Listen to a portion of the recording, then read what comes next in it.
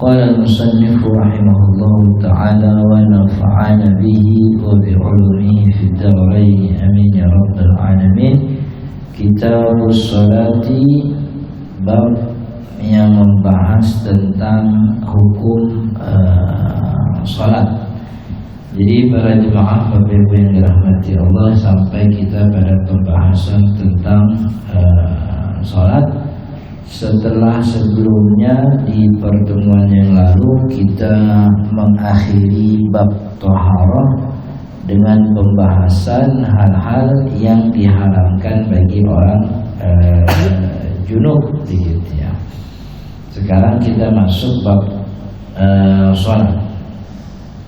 As-salatul mafrudatu, kata Syekh Abi Syuja rahimahullahu ta'ala.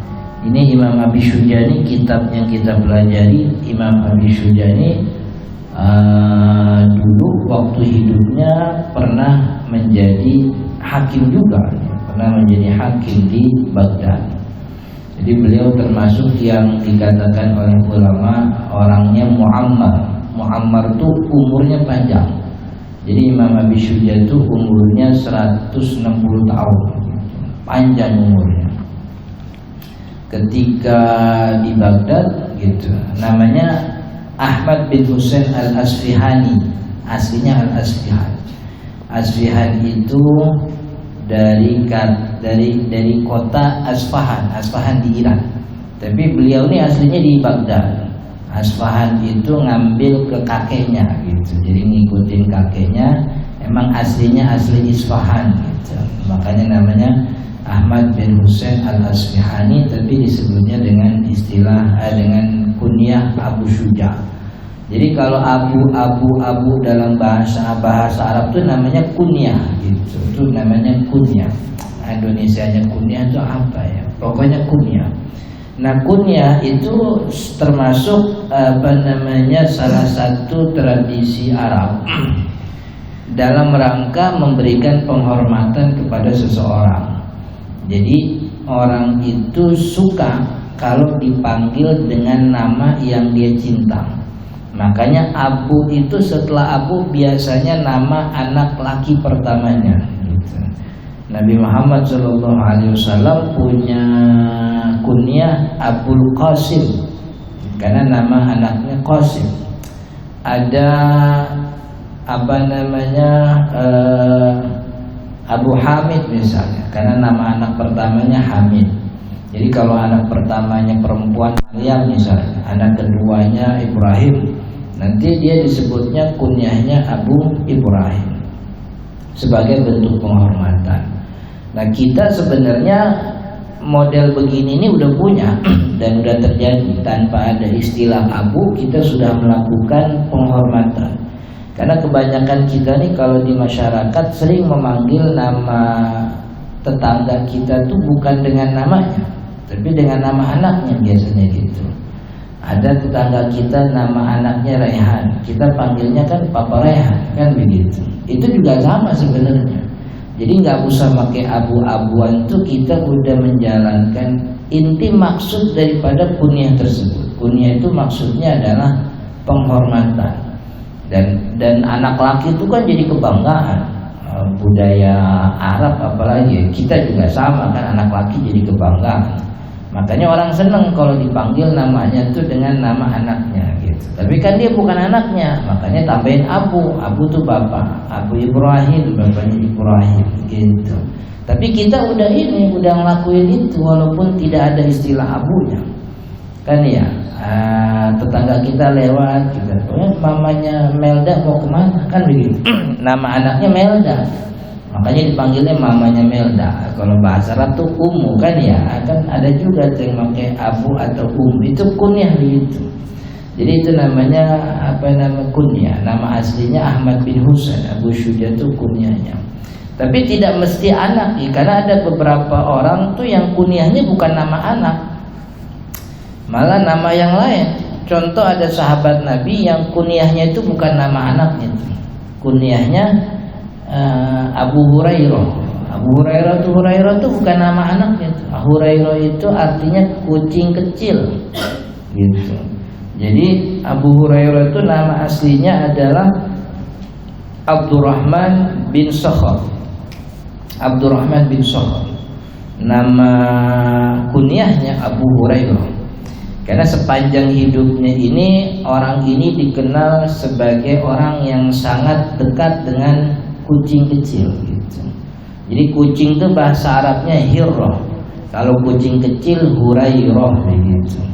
Jadi makanya dipanggilnya Abu. Bahkan dalam satu riwayat, satu waktu Abdurrahman bin Sakhar, Abu Hurairah itu berdoa di Masjid Nabawi, dan di kiri kanannya tuh kucingnya tuh ikut ngangkat tangan begitu, persis kayak orang berdoa gitu.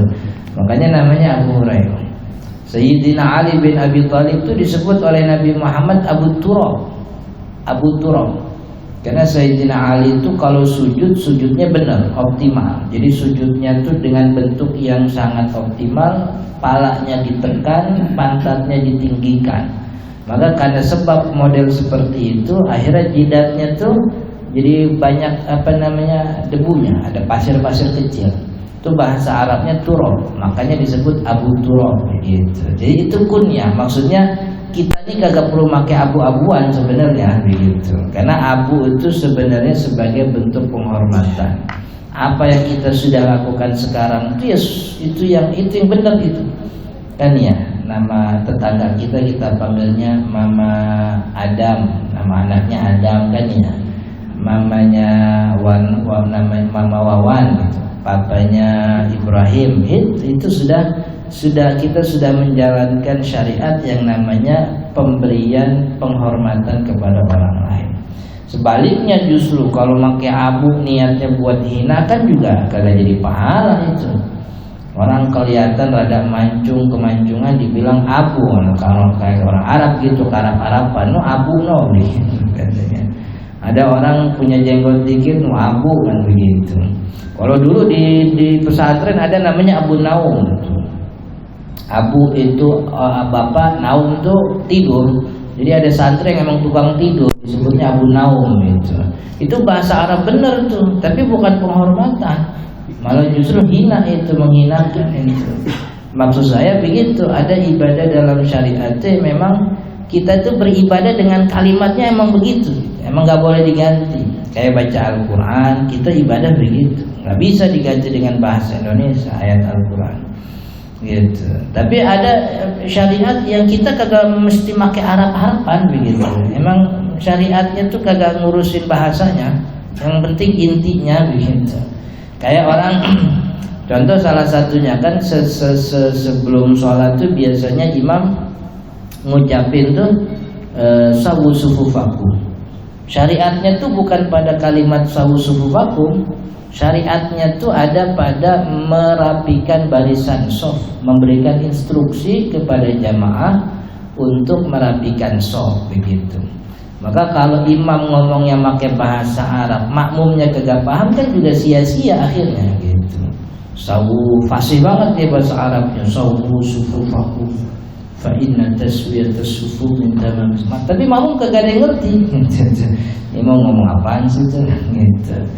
Tapi ada di satu tempat nih, kalau di pesantren tuh ustadznya kayaknya jadi imam, dia kagak ngomong, timbang melotot doang, anak-anak lapar balikan. Itu melotot tuh jadi sunnah, dapat pahala itu. Iya. Karena iya kan, kalau di musola kampung imamnya bedehem. Bedehem udah. Ini bedehem tuh udah jadi itu tuh. Itu udah menjalankan syariat gitu. Jadi ada ibadah yang memang dari sono begitu ya begitu. Tapi ada syariat yang Allah nyuruh intinya. Caranya terserah masing-masing, bagaimana terserah dan urusan begitu. Termasuk ini nih, kunyan lagi ngomongin Abu Syuja'. Jadi beliau setelah jadi qadhi, setelah jadi hakim, pensiun, kemudian dia pindah ke Madinah. Lalu di Madinah ini percaya nggak percaya, Imam Abu Syuja' di Madinah tuh jadi tukang sapu Nabawi. Ini kalau kita ke Masjidil Haram, Masjid Nabawi itu kan ada tuh orang India, orang Pakistan, orang Bangladesh tuh pakai seragam nyapu-nyapuin ini gulung-guling karpet. Nah Abu Syuja' begitu dulu. Imam Abu Syuja' itu begitu dulu. Sampai akhirnya beliau wafat di Madinah. Kuburannya ada di Baqi, Imam Abu Syuja'. Kalau kita ke Nabawi, Ini pintu yang pas ke Raudhah nih, pintu Babus Awal kalau nggak salah ya. Itu beliau tuh di arah itu, pas searah dengan pintu itu ke arah Baqi itu, Imam Abi Syuja begitu. Beliau ini apa namanya, pengarang kitab yang kita pelajari ini. As-salatul mafrudatu khamsun. Salat yang diwajibkan itu ada 5. Jadi selain 5 hukumnya sunnah. Jadi yang wajib cuma 5 yang kita sebut zuhur, asar, maghrib, isya, subuh gitu. Ada orang nyebutnya lohor kan gitu, lohor apalagi itu. Iya, jadi nyebutnya bukan zuhur tapi lohor. Apapun itu namanya, tapi yang wajibnya cuma 5. Maka kalau ada teks yang menunjukkan bahwa sholat itu wajib tapi bukan sholat 5, berarti ini level kewajibannya diturunin jadi sunnah. Kayak semacam sholat witir. Sholat witir itu kan kalau kita baca hadisnya itu wajib itu. Dalam Al-Quran itu al-witru haqqun ala kulli muslimin. Sholat witir itu hak. Dalam bahasa hadis, dalam ilmu usul fikih, kalimat hak dalam teks syariat itu berarti perintah. Berarti witir itu kewajiban itu. Itu repot itu. Untung Nabi Muhammad sebelumnya itu pernah didatangi oleh orang, apa bahasanya tuh, Arabi. Arabi itu orang Arab dusun, jauh. Kan kalau Madinah Nabawi itu ibaratnya pusat pusat peradaban. Ini peradaban Islam lahir di Madinah. Tapi orang Islam kan udah ada jauh, ada yang tinggalnya jauh di dusun. Yang ketemu nabinya tuh mungkin cuma 1 Jumat sekali doang, gitu. Ada orang baru masuk Islam, ketemu Nabi Muhammad SAW, kemudian dia bilang, ya Rasul, saya baru masuk Islam. Katanya kalau orang Islam wajib sholat. Berapa kewajiban sholat sehari semalam? Kata Rasul SAW, khamsu shalawatin fil yaumi wal lail. 5 kali sholat sehari semalam, begitu. Lalu nih orang nih negesin lagi, afa alayya ghairuha. Ada gak selain yang 5 lagi ya Rasul? Kata Nabi Muhammad, la, tidak ada, illa an tatawwa, kecuali mau nambah yang tatawwa. Tatawwa itu yang sunnah-sunnah aja. Nah hadis ini nih kata ulama jadi standar. Kenapa disebut standar? Karena orang ini sedang amat sangat membutuhkan informasi. Sebab orang ini nih, orang kalau pertanyaannya begitu berarti jarang ketemu Nabi memang ini. Orang yang udah ketemu Nabi sering tiap hari nanyanya gak begitu. Masa Nabi udah di Madinah sekian tahun dia baru nanya sholat berapa kali? Itu kan tanda bahwa ini orang jarang ketemu Nabi. Karena dia jarang ketemu Nabi, maka pertanyaannya tuh basic banget. Sebab ini pertanyaan basic, berarti orang ini amat sangat butuh informasi. Maka menjadi aib bagi Nabi Muhammad kalau ada informasi yang disembunyikan. Berarti emang kagak ada tuh wajib. Artinya kalau emang ada sholat wajib yang lain, mestinya Nabi Muhammad ngomong.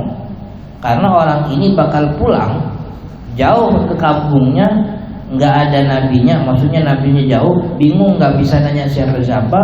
Padahal ada kewajiban yang dia nggak tahu, akhirnya dia kagak ngerjain. Nah kan nggak boleh kita bilang orang itu berdosa sebab ada kewajiban yang ditinggal. Dan kenapa dia ninggalin? Karena Nabi kagak ngasih tahu. Kan kita aib ngomong begitu. Masa kita bilang Nabi jadi sebab dosa orang? Oh berarti yang disebutin sama Nabi Muhammad 5 ini emang benar-benar 5 gitu. Karena orang ini sedang sangat butuh informasi. Maka teks-teks syariat yang ada terkait dengan sholat-sholat lain, sholat tahajud, sholat witir, sholat duha, itu levelnya diturunin menjadi sebuah kesunahan begitu. Jadi yang wajib cuma 5 gitu. Iya, maksudnya kalau ada orang baru tobat misalnya, saking kebangetan taat, dia sholatnya ditambahin jadi 6 waktu begitu, ya gak boleh gitu. Kalau mau nambah yang sunnah ya terserah begitu. Ini sholat subuh Ustaz, pagi lagi seger-seger, kenapa cuma 2 rakaat doang sih begitu. Saya mau tambahin dah gitu. Ya gak boleh, cuma 5 aja. Ini salat 5 waktu, salat wajib hanya 5. Jadi selain 5 hukumnya sunnah. Tarawih sunnah, salat id sunnah, salat jenazah. Salat jenazah wajib, cuman wajibnya wajib kifai. Kamu wajib kifai itu kagak semuanya kudu. Ada yang sholat aja udah selesai kewajibannya. Kemudian apalagi sholat gerhana, sholat minta hujan, begitu sholat istisqa itu semuanya sunnah. Jadi yang wajib cuman 5. Sama Jumatan pengganti zuhur di hari-hari Jumat. Yang pertama az-zuhur, yaitu sholat zuhur. Kapan waktunya? Nah, ini menjelaskan tentang waktu-waktu sholat. Ini waktu sholat dijelasin penting, sebab syarat sah sholat itu adalah sudah masuk waktu. Artinya orang sholat itu tidak sah kalau dia tidak tahu waktu sholat sudah masuk apa belum gitu. Jadi syarat sah itu dia harus tahu bahwa waktu sholat sudah masuk. Syarat itu. Maka kalau ada orang sholat nih nggak tahu, dia nggak peduli udah masuk waktu apa kagak, begitu dia nggak tahu, dia sholat aja. Selesai sholat ketahuan bahwa sholat yang dikerjakan itu emang benar di waktunya, sholatnya kagak sah. Jadi tetap syaratnya itu harus tahu sudah masuk waktu sholat gitu. Nah, gimana cara tahu masuk waktu sholat? Ada banyak caranya, nanti kita jelasin. Tapi kita jelasin dulu ini waktu sholat. Yang pertama, sholat zuhur awal waktiha, awal waktunya adalah zawalus syamsi. Zawal itu bahasa Indonesianya hilang sebenarnya. Cuman kalau yang di sini maksudnya tergelincirnya matahari. Jadi maksudnya matahari munculnya di timur, dia naik. Ini kalau urutan kita ya, maksudnya kelihatan nama kita kan, dia kelihatan nama kita awalnya di bawah dia tuh kan, dia di bawah di ufuk 0 derajat di arah timur tuh. Kalau kita ke laut tuh apa namanya kalau pagi-pagi namanya apa sih, sunrise kan ya. Nah itu matahari mulai nongol tuh dari timur, naik lama-lama dia ada pas di atas kepala manusia. Ini kalau pas di atas kepala manusia, yang kalau kita lihat ke bawah, kita bayangannya kagak panjang kanan, kagak panjang kiri. Jadi bayangan kita injek sendiri, nggak ada yang lebih ke timur, nggak ada yang lebih ke barat. Kita injek. Itu namanya waktu istiwa. Waktu istiwa itu pas matahari teng di atas kepala, itu justru waktu yang dilarang sholat. Nggak boleh orang sholat di waktu itu. Kapan waktu zuhur? Waktu zuhur tuh pas matahari zawal, mulai tergelincir ke barat, jatuh ke barat. Artinya kita lihat bayangan kita muncul aja setengah senti di arah timur, berarti udah masuk waktu zuhur. Jadi waktu zuhur bukan pas teng di tengah pala, bukan. Tapi mataharinya udah mulai jatuh ke arah barat, bayangannya muncul di timur sekian senti. Nah, itu waktu zuhur tuh gitu. Tapi ada juga beberapa negara dengan ini yang saya tahu, beberapa negara yang waktu istiwanya tuh tetap punya bayangan. Jadi ada bayangan lebih gitu. Di kitab-kitab disebutkan ada kayak negara Yaman dan sejenisnya itu. Saya nggak tahu sebabnya kenapa. Tapi ada beberapa, umumnya kalau kita nih matahari pas di atas kepala, bayangan kita kagak panjang kiri kanan, kita injek sendiri bayangan gitu. Tapi di beberapa negara tertentu ada yang walaupun waktu istiwa tapi ada bayangan yang muncul gitu, yang nambah dikit. Ini itu waktu pertama. Jadi mulai jatuh matahari ke arah barat, masuk waktu zuhur. Itu awal waktunya, dan itu juga waktu fadilah. Wa akhiruhu, dan akhir waktu salat zuhur, akhirnya apa? Idza shara dhillu kulli syai'in mithlahu, kalau bayangan suatu benda itu mulai sama, artinya ukurannya, panjangnya sama dengan bendanya itu sendiri, ba'da dhilli zawali, setelah bayangan zawal. Jadi ketika bayangannya sudah sama benda aslinya, kita punya tongkat ukuran 150 cm, kita taruh di bawah matahari, bayangannya ke arah timur 150 cm juga. Oh, berarti udah selesai waktu zuhur, masuk waktu asar, begitu. Masuk waktu asar. Jadi ini awal waktu dan akhir waktu. Awal waktu dan akhir waktu ini munculnya dari mana Ustaz? Dari malaikat Jibril dulu. Jadi waktu Nabi Muhammad Isra Mi'raj itu naik ke Sidratul Muntaha, dapat perintah sholat 5 waktu. Turun tuh besokannya Jibril datang. 2 hari Jibril datang. Kan semalam bahasa kita begitu, kan semalam dapat perintah sholat nih, gua kasih tahu waktunya gitu. Subuh Jibril datang. Kemudian pergi, nanti zuhur datang lagi, ngasih tahu awal waktu sholat. Asar datang lagi, maghrib datang lagi, isya. Besokannya Jibril datang tapi di waktu yang akhir. Jadi yang hari pertama, jadi mau ngasih tahu Nabi nih waktu awal subuh nih di sini nih. Nih waktu akhir subuh nih di sini gitu. Jadi hari pertama ngasih tahu akhir waktu sholat gitu. Hari pertama ngasih tahu awal waktu sholat, hari kedua ngasih tahu akhir waktu sholat gitu. Dan Nabi Muhammad sama Jibril jamaah itu sholat. Jadi ini apa namanya?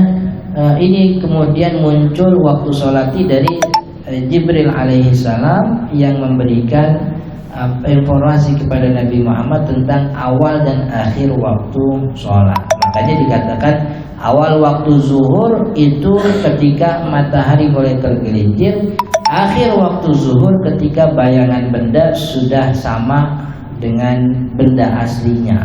Karena dulu Jibril di hari kedua datangnya di waktu itu buat sholat zuhur, begitu. Bahasa kitanya Nabi Muhammad nungguin ini zawal udah ada bayangan matahari udah kelihatan, Jibril kagak datang. Rupanya datang pas bayangan udah sama bendanya. Oh berarti ini akhir waktu zuhur, begitu. Itu akhir waktu zuhur. Nah dari mulai tergelincir sampai bayangan sama dengan bendanya itu kan cukup panjang tuh. Maka ulama membagi, ada namanya waktul fadilah, ada waktul ikhtiyar, ada waktul jawaz dengan waktul karohah. Jadi dari sepanjang waktu ini dibagi nih, ada namanya waktu fadilah. Waktu fadilah itu awal waktu banget, yang kalau orang sholat di sini nih pahalanya gede. Setelah waktu fadilah ada namanya waktu ikhtiyar.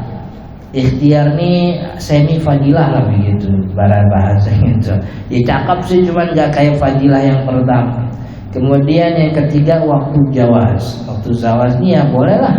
Artinya sholat di situ gugur kewajiban, cuman nggak dapat pahala fadilah waktu. Udah lewat itu waktu fadilahnya. Ya boleh begitu, nggak apa-apa. Yang terakhir namanya waktu karohah, waktu yang dimakruhkan. Kenapa dimakruhkan? Karena udah mepet-mepet akhir waktu. Takutnya leha-leha malah masuk waktu selanjutnya dia belum sholat, begitu. Atau lagi sholat belum ruku udah masuk waktu sholat selanjutnya. Makanya ini namanya waktu karohah, waktu yang kurang didemenin gitu. Sholat di situ sah, gugur kewajiban. Cuman nggak dapat pahala fadilah waktu begitu, dan itu akhirnya malah makruh itu. Kalau nggak ada sebab dia makruh. Makruh itu artinya digedekin gitu, sama Nabi Muhammad ya. Sholat diantar-antarin mulu gitu. Itu namanya waktu fadilah, waktu karohah. Itu waktu zuhur begitu ya. Wal asru, dan waktu sholat asar, wa awwalu waqtiha az-ziyadatu ala dhillil mithli.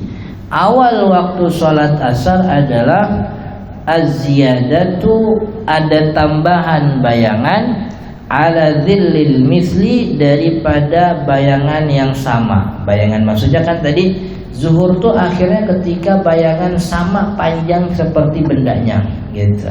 Tongkat 150 cm, bayangan 150 cm. Awal waktu asar ketika bayangan benda lebih dari bendanya gitu. Bendanya 150 cm, bayangannya 160 cm atau 151 cm. Oh ini berarti udah masuk waktu asar begitu. Ini awal waktu asar. Dan memang mataharinya masih rada tinggi begitu. Mataharinya masih rada tinggi. Jadi kalau Jibril ini kasusnya Nabi Muhammad masih di Mekah. Tapi ketika Nabi Muhammad hijrah ke Madinah, modelan hadis ngajarin waktu sholat ada. Jadi ada orang yang datang kepada Nabi Muhammad nanya waktu sholat itu bagaimana. Lalu Nabi Muhammad gak jawab, cuman dia disuruh ngikutin sama Nabi Muhammad sholat, ngikutin. Jadi Nabi Muhammad mau sholat zuhur, perhatiin gitu. Akhirnya dia dia ngira, oh ini masih tengah, masih mataharinya masih tinggi di atas. Kemudian begitu sama 2 hari. Jadi 1 hari awal waktu, 1 hari kedua akhir waktu. Dan beliau ketika sholat asar mengatakan wasyamsu murtafi'atun. Ketika Nabi Muhammad sholat asar, dia bilang, saya kan dulu nanya sama Nabi Muhammad, terus Nabi Muhammad kagak jawab. Cuman dia tiap kali sholat dia ngajak saya begitu, gitu bahasa kitanya. Dan ketika beliau sholat asar wasyamsu murtafi'atun, ketika beliau sholat asar mataharinya masih tinggi gitu. Jadi matahari masih tinggi, masih rada ini, masih artinya kita masih terlihat begitu. Itu waktu asar awalnya. Jadi awalnya ketika bayangan lebih sedikit daripada benda aslinya. Benda aslinya 150, bayangannya 151, itu masuk waktu asar.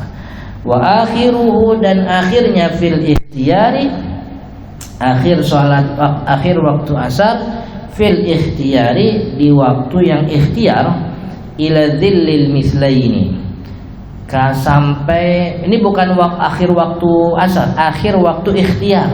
Tadi kan kita bilang tuh pembagian waktu sholat tuh ada waktu fadilah, ada waktu ikhtiar, ada waktu jawaz, ada waktu karohah. Ada 4 umumnya. Ada ulama nambahin 5 waktu hurmat, tapi umumnya 4. Waktu fadilah, waktu ikhtiar, waktu jawaz, waktu karohah. Waktu fadilah ini sholatnya dapat pahala kewajiban sah, sekalian dia dapat waktu fadilah, pahala waktu fadilah, waktu awal waktu. Waktu ikhtiar juga dapat pahala, cuman pahalanya tidak sebanyak waktu fadilah. Nah, waktu jawaz ini kagak dapat pahala apa-apa gitu. Cuman sah aja sholatnya, gugur kewajiban, dapat pahala kewajiban. Cuman dia tidak dapat pahala pemilihan waktu, karena waktu namanya juga jawaz, boleh itu ya kagak ada dosa, kagak ada pahala begitu. Kalau waktu karohah, ini kagak dapat pahala, tapi kemungkinannya dibenci, karena ini sudah akhir waktu.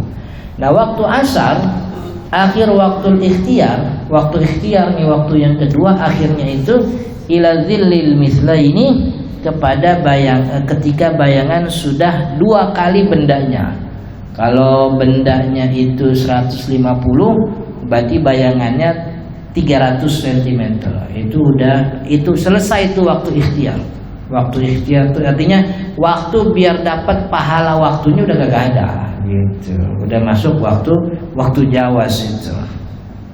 Wa fil jawazi, dan waktu jawaz, waktu boleh sholat asar, ila ghurubi syamsi, sampai terbenamnya matahari gitu. Sampai terbenamnya matahari. Ini di dalamnya ada waktu karohah sebenarnya. Jadi sampai terbenam matahari, udah terbenam tuh maksudnya ada sebagian dari bulatan matahari yang terbenam. Belum masuk waktu maghrib itu. Jadi proses terbenam itu namanya waktu diharamkan sholat. Jadi kan waktu diharamkan sholat, pertama habis subuh, yang kedua habis asar, yang ketiga pas matahari terbit. Jadi matahari terbit nih, itu kan nongol di ufuk nggak langsung sebulatan penuh. Itu muncul dulu tuh sekian derajat sampai akhirnya full 1 bulatan penuh.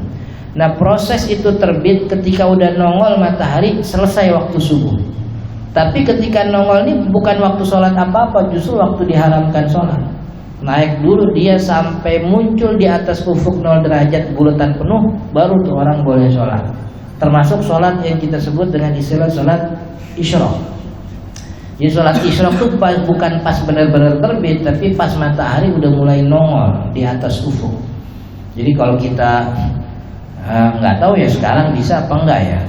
Kalau dulu sih ya, kalau di Jakarta susah sih, banyak gedung. Tapi kalau kita rada kesonoan dikit gitu, ke Serang begitu kan, tinggal lihat jam 5:30 lihat itu ke ujung laut, kan gitu. Itu 0 derajat tuh matahari muncul. Ketika udah nongol sebulatan penuh di atas ufuk, itu waktu sholat baru boleh gitu. Ketika proses terbitnya kagak boleh. Maghrib juga sama nih. Ketika proses terbenamnya itu belum waktu maghrib, bukan. Jadi pas maghrib tuh pas matahari emang benar-benar hilang di atas ufuk begitu. Itu proses terbenamnya, itu proses di mana orang diharamkan sholat. Kenapa diharamkan sholat? Ulama mengatakan ta'abudi. Ta'abudi itu ya dogma begitu. Ya emang wahyunya bilang begitu gak boleh. Gitu. Tapi ada sebagian ulama, salah satu contohnya siapa, ada Imam Taqiyuddin Alis, kitab Kifayatul Akhir, dia bilang karena waktu terbenam sama waktu terbit itu biasanya muncul berbarengan dengan tanduk setan, begitu. Dan orang-orang Zoroaster itu Majusi biasanya menyembah di waktu itu.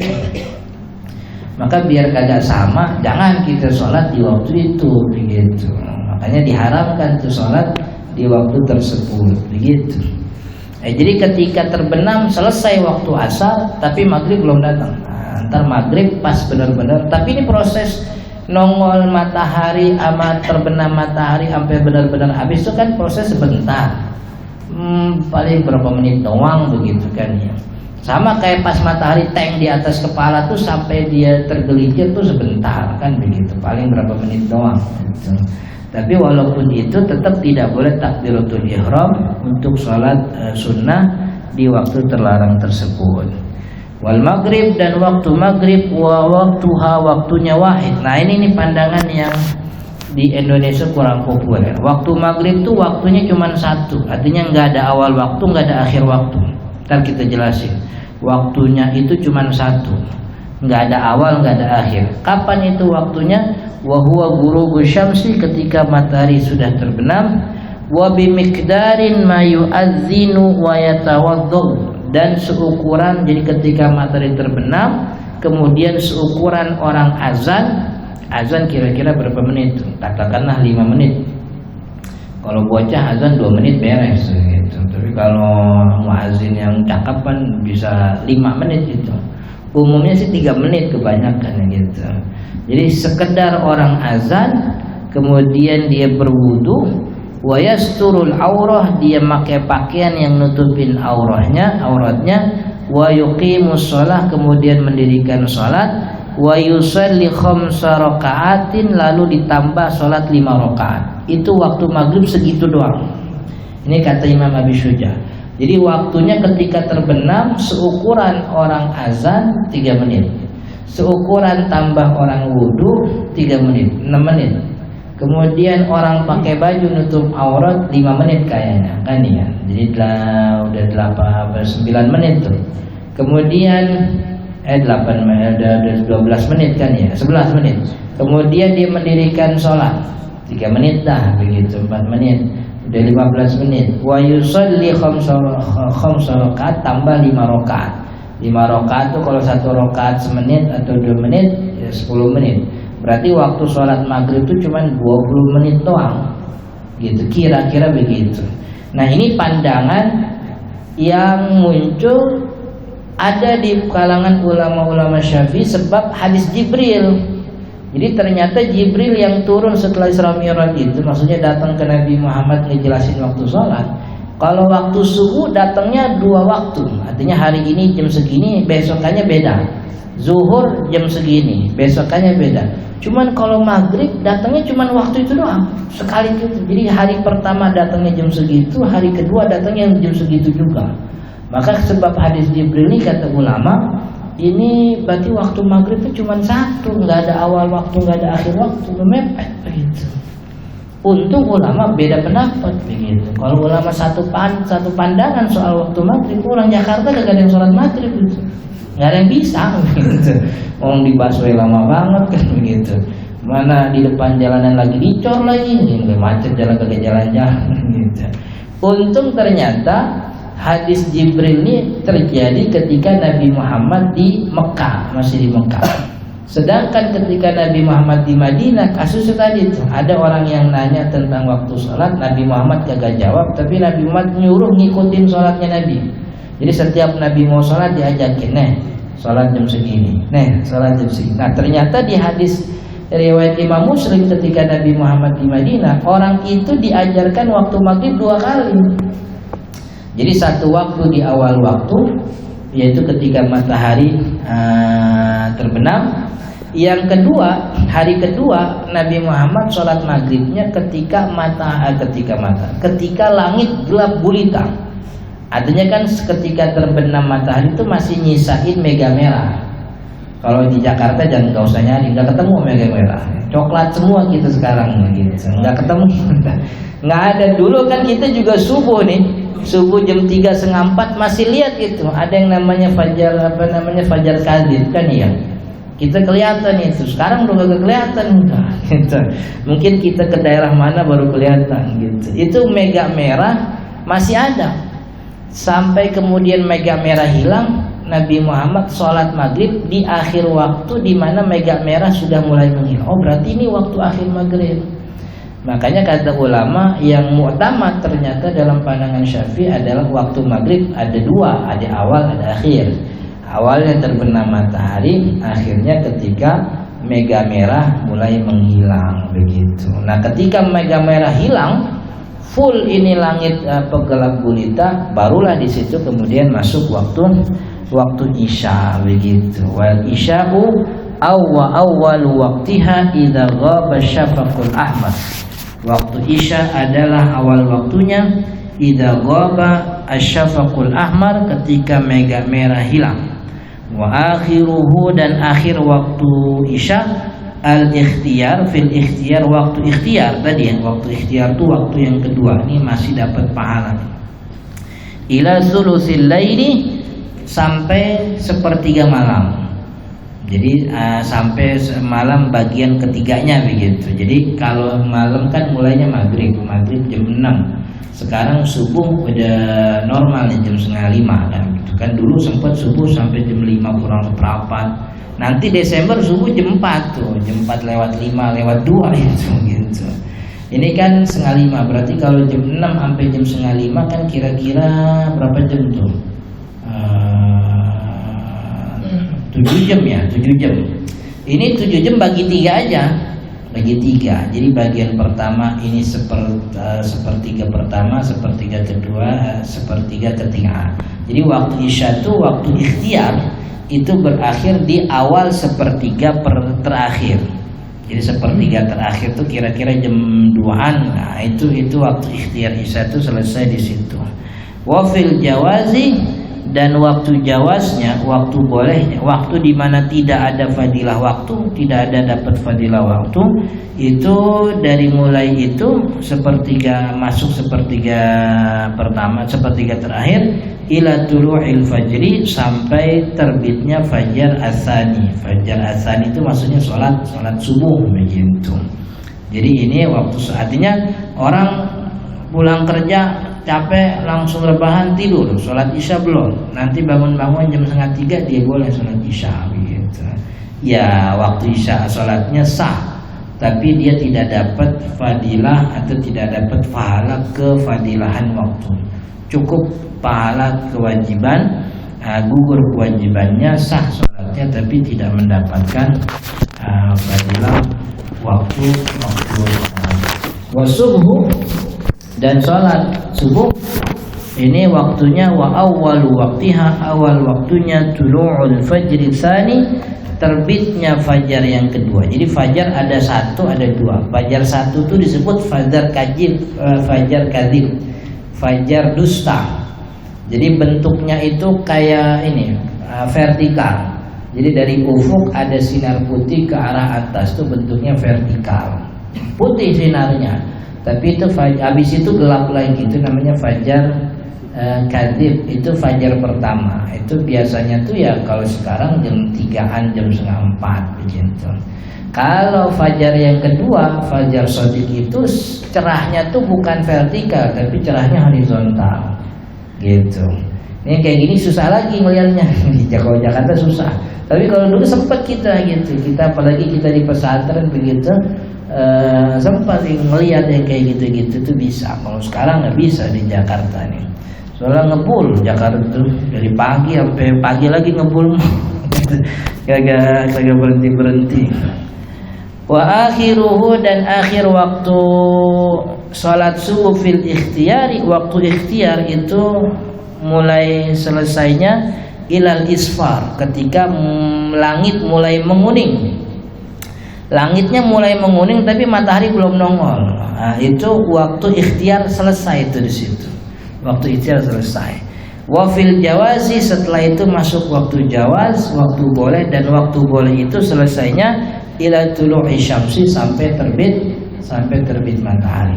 Dan itu yang dilakukan oleh Nabi Muhammad SAW di Madinah ketika ngajarin waktu sholat, termasuk Jibril. Jadi ketika hari pertama Nabi Muhammad sholat fi ghalasin. Ghalas itu gelap gulita, gelap. Kita kagak ada yang lihat siapa kita gitu. Kita nggak kenal siapa kita, maksudnya gelap. Itu Nabi Muhammad mengerjakan sholat subuh di situ. Tapi di hari kedua Nabi Muhammad mengerjakan sholat itu kadat tadlu syamsu, kata orang ini nih, orang yang cerita. Saya nanya tapi nggak dijawab, malah diajakin sholat. Kata dia, ketika hari kedua saya sholat subuh sama Nabi itu kadat tadlu, matahari udah pengen terbit. Kok bisa bilang begitu? Iya, soalnya saya bisa tahu siapa dekat saya bisa ngelihat orang yang dekat saya bisa tahu siapa dia, begitu. Jadi udah mulai kelihatan begitu. Itu waktu sholat subuh. Jadi disitulah orang masih boleh sholat subuh selama belum terbit gitu. Jadi walaupun belum terbit itu kan udah ada pantulan sinar matahari dari atmosfer, makanya masih udah terang, udah kelihatan gitu. Wallahu ta'ala alam. Insyaallah kita lanjut tentang wasyaraitu wujubi shalat, syarat wajib sholat. Jadi syarat-syarat yang membuat kita wajib sholat gitu. Bukan syarat saja, tapi syarat wajib yang kalau kita terpenuhi syarat itu maka kita berdosa kalau kagak sholat. Wallahu ta'ala alam. Mudah-mudahan bermanfaat. Sebelum ditutup ada pertanyaan?